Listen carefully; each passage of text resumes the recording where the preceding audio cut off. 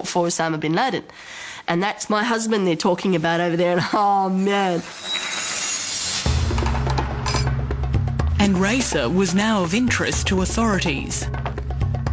2 women ASIO agents. One's tall, very blonde, and the other one's, both of them young, again, about 29, 30, 31. The other one's very well made up with bobbed brown hair. Just looked like she'd had a boob job recently because she was very, like, oh my God, she looked like a reject from Sluts R Us, I'm telling you. She just had all this up here and oh my God. Anyway, so they go ASIO and they got these badges, and we want to interview you. Back in San Diego, the Somali community rallied around Omar. He was not charged with terrorism offences, but with immigration fraud. We're not able to prove any direct terrorist links between Omar and an organization or direct link to a terrorist. We do know that he was raising funds and that, in fact, Omar did send money ultimately to Africa. But where that money went, we're unable to trace it. So my crime was I helped the poor people. That's it. But Omar remained in prison to stand trial for defrauding US immigration. Now, the American government is on record, you can find it in Google, that they will admit to using immigration law to neutralise people whom they believe are guilty or they suspect them of other things, especially with terrorism. On the other side of the world, Raisa was dealing with the fallout. I had people walk on the other side of the street that did not want to be seen talking to me. ASIO were here, there and everywhere, and people were scared. Back home in Dubbo, Raisa's family stood by her.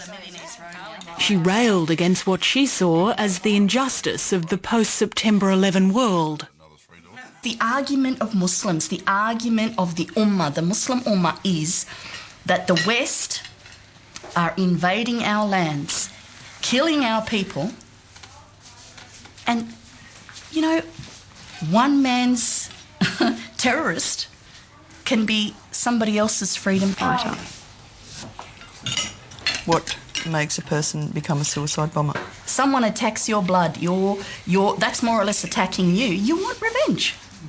And that's what suicide bombing is.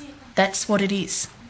So I say that whilst it is a tragedy and whilst it shouldn't happen, I say that I understand it. After 18 months in detention, Omar was found guilty of immigration fraud. He didn't appeal.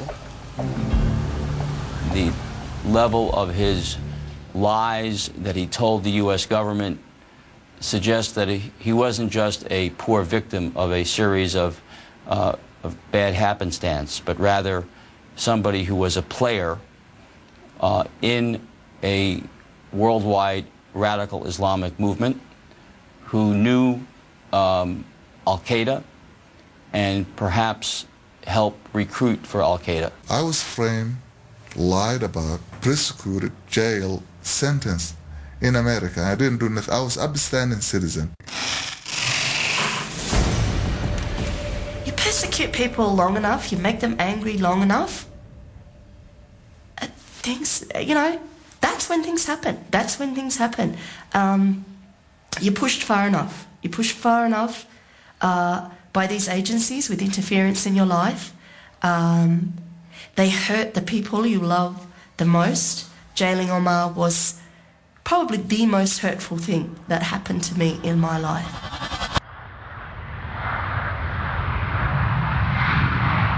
On April the 22nd, 2006, Omar was deported from the United States.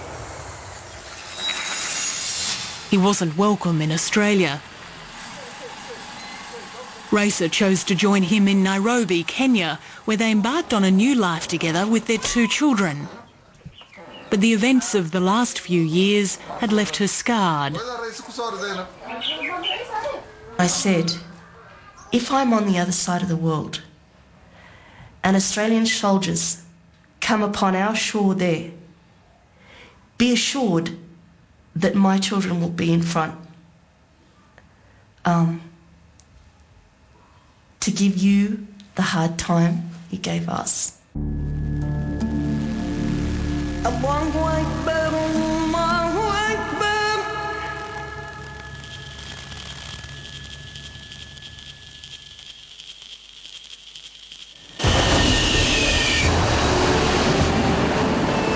On my orders, the United States military has begun strikes against al-Qaeda terrorist training camps and military installations of the Taliban regime in Afghanistan.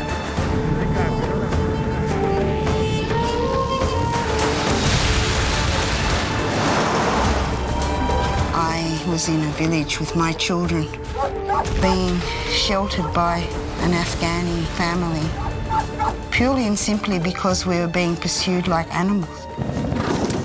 The prospects of them taking my sons and placing them in Guantanamo was not a prospect I entertained. Not long after September 11, Rabia Hutchinson and her children fled from US forces in Afghanistan. She tells of a dramatic escape.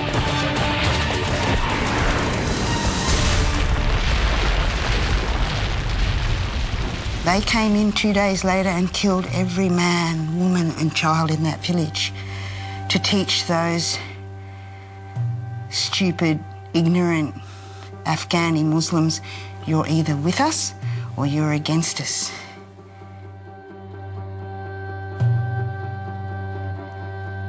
And they killed over 200 people.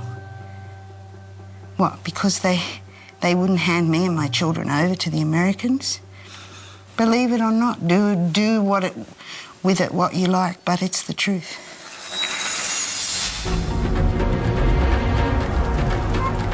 Taliban leader Mullah Omar gave the edict in January 2002 for all foreign supporters to leave Afghanistan. Rabia and her family left reluctantly. They were on the run for 4 months. Afghan was attacked because of September 11th, and it's about we cannot allow Islam to succeed anywhere in the world. You tell me the Afghan people don't want Islam? It's a lie. I know it works, I've lived it.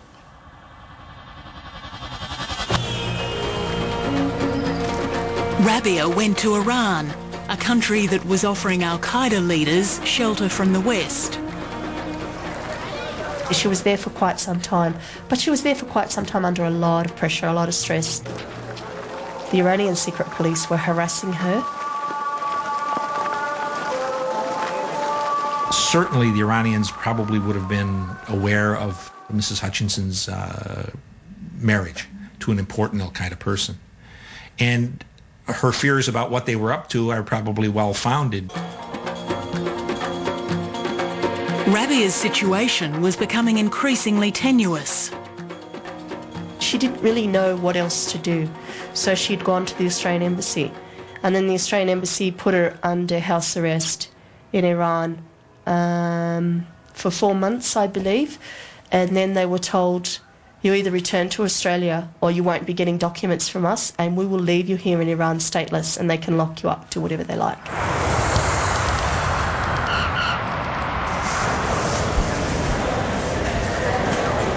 Rabia and her children returned to Australia in October 2003. The country had changed remarkably since they'd left. The Bali bombing had brought the fear of terror to home soil. Do I feel for the people that died? Not as much as I feel for those 200 Afghani people that gave me and my children shelter.